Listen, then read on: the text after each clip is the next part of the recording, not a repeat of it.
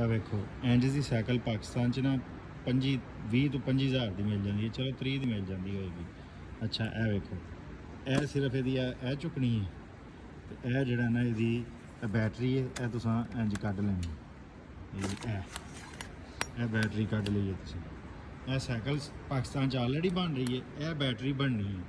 अच्छा तुसीं यह बैटरी नहीं बना सकदा पाकिस्तान दे विच चाइना नूं तुसीं आखो जी सानू चलो तुसीं सहा दिओ बनानी, या पाकिस्तान दे विच फैक्ट्रियां ला दिओ जी बैटरी बनाउण दी।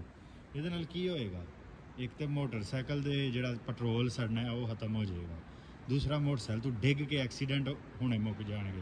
मोटरसाइकिल वाले पाकिस्तान के सब तो ज़्यादा आके बजते हैं।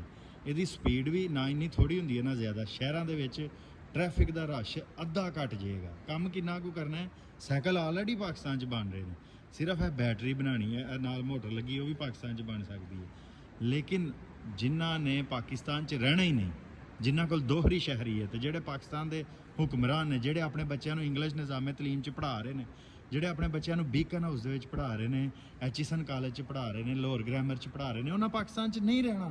ਉਹਨਾਂ ਦੇ ਬੱਚਿਆਂ ਨੇ ਬਾਹਰ ਜਾਣਾ। ਤੇਰੇ ਮੇਰੇ ਬੱਚਿਆਂ ਨੇ ਜਿਹੜੇ ਪਿੰਡਾਂ 'ਚ ਪੜ੍ਹ ਰਹੇ ਨੇ, ਜਿਨ੍ਹਾਂ ਨੂੰ ਉਰਦੂ ਵੀ ਸਹੀ ਨਹੀਂ ਹੁੰਦੀ, ਉਹਨਾਂ ਦੇ ਕੋਲ ਪੰਜਾਬੀ ਵੀ ਖੋਤੀ ਜਾ ਰਹੀ ਹੈ, ਉਹਨਾਂ ਪਾਕਿਸਤਾਨ 'ਚ ਰਹਿਣਾ। ਲੇਕਿਨ ਉਹਨਾਂ ਵਾਸਤੇ ਇਹਨਾਂ ਨੇ ਨਹੀਂ ਸੋਚਣਾ ਕਿ ਉਹ ਐਕਸੀਡੈਂਟ ਉਹਨਾਂ ਦੇ ਹੋ ਰਹੇ ਨੇ, ਉਹਨਾਂ ਕੋਲ ਪੈਟਰੋਲ ਦਾ ਖਰਚਾ ਕੋਈ ਨਹੀਂ, ਉਹਨਾਂ ਦੀ ਹਵਾ ਆਲੂਦਾ ਹੋ ਰਹੀ ਹੈ। ਲਾਹੌਰ ਦੇ ਵਿੱਚ ਸਮੋਗ ਫੈਲ ਜਾਂਦੀ। ਲਾਹੌਰ 'ਚ ਸਾਈਕਲਾਂ ਜਿਹੜੀਆਂ ਨੇ ਆਮ ਹੋਣੀਆਂ ਚਾਹੀਦੀਆਂ ਨੇ।